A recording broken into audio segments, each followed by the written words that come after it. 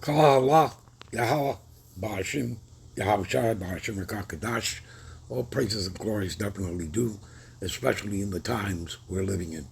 Much honors and respects to the apostles and others, great millstone, and to all the brothers out there doing this work in sincerity and truth, rightfully dividing the word of truth. You do that through your precepts. Psalms 119, 104. It is through thy precept that I get thy understanding. Therefore, I hate every false way. All right, I say shalom. All right, this lesson is going to be titled Israelites in a Gentile State of Mind. Again, people, the false prophets out there, starting with the tabernacles of Edom, all right, the Edomites, the white man, his churches, okay, and his education system, they're the ones that have turned things around, upside down, topsy-turvy, okay? So this is in order to keep you in the dark and keep you confused and keep you from coming into the truth. All right?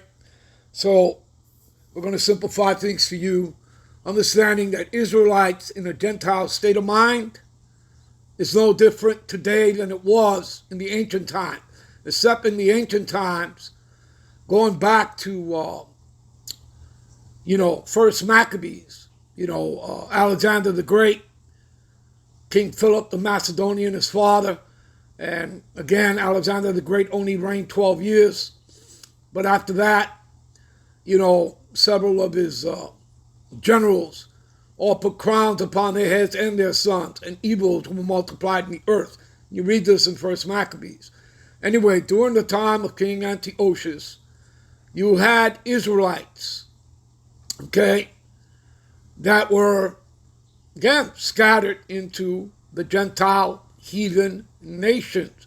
Gentiles has two meanings. It means heathen nations, right? But when you're reading it in the scriptures, depending on the context, either, above the scripture, below the scripture, all right, it'll be talking about Israelites, okay?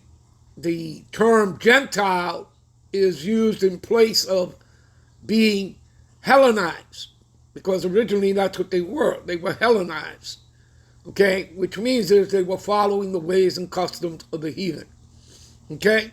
So that is known as being in a Gentile state of mind. You people understand that? It's not difficult, all right? Especially what? In simple terms, Stockholm Syndrome. Okay, and we'll get to that. All right. Anyway, let's get started. It's Psalms 147, 19, and 20. All right. And most of you may not be able to see it, but I'll read it out. He shows his word unto Jacob. Jacob representing who? The 12 tribes of Israel. He would be the progenitor of the 12 patriarchs. Right? So remember, the promises went from Abraham unto Isaac. Isaac had two sons. Esau, who came out first, and then Jacob. Did the promise go to Esau? No, it went on to Jacob, right? So it's Abraham to Isaac to Jacob. And it's Jacob's descendants that are the Israelites, which make up the 12 tribes of Israel, which are you Negro, Latinos, and Native Americans, all right? And that's what the Bible proves, the scriptures. It's not what man said, it's what the scriptures say. And it's also in your circular history. All right. So he shows his word unto Jacob, and his statutes and his judgments unto who? Israel. Again, you understand? The 12 tribes. Do you see anybody else mentioned there? The answer is clearly no. The Lord is not dealing with any other nation. You want proof? We read the next scripture. Verse 20. He have not dealt so with any nation outside of Jacob, outside of Israel, outside of the 12 tribes. And as for his judgments, right, the laws, statutes, and commandments, they have not known them.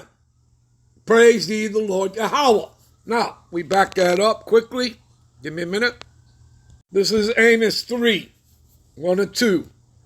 Hear this word that the Lord Yahweh, right? And we say Yahweh because in the Hebrew Bible, Hebrew text, Hebrew characters, read from right to left, It would be Yahweh. Have spoken against you, O children of Israel, against the whole family which I brought up from the land of Egypt. See that? Does it mention any other nation there? Any of the other 17 nations? Does it mention Esau, Edom, the Edomites, the white man? Does it mention any of the other 60 heathen nations? No. Right? Verse 2. Only you have I known of all the families of the earth. Therefore I will punish you for all your iniquities. Again, we were the ones under the covenant, were we not? Yes, we were. So we got punished. We're the ones that went off. Thou shalt have no other God before me. We were worshiping the heathen gods. We got together with the heathen women and we started worshiping their heathen gods. And the Most High is a jealous God. So who got punished? We did, not them. So it clearly tells you who the people are. Just like history tells you. Who is our oppressor? Who stole our lands, our wealth, our resources, and put us into slavery? You people have the answers. It's clear as day. All right? All right.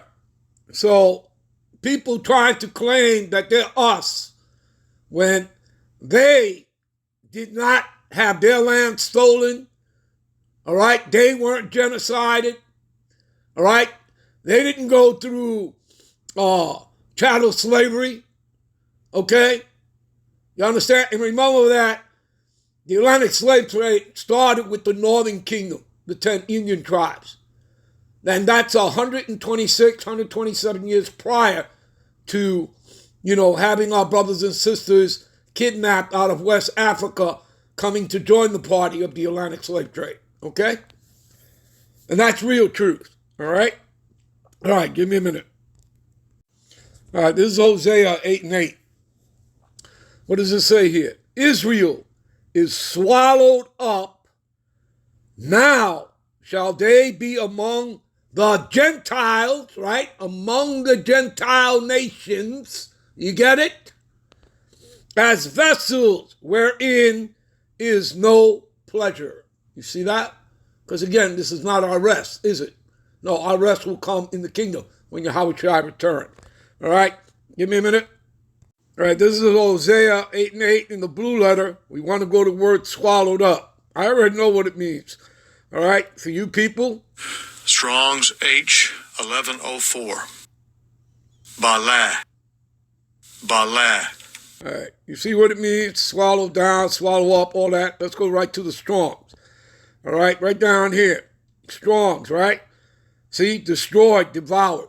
That's what it means also to be consumed. You people get that? You understand? All right? Now, give me a minute.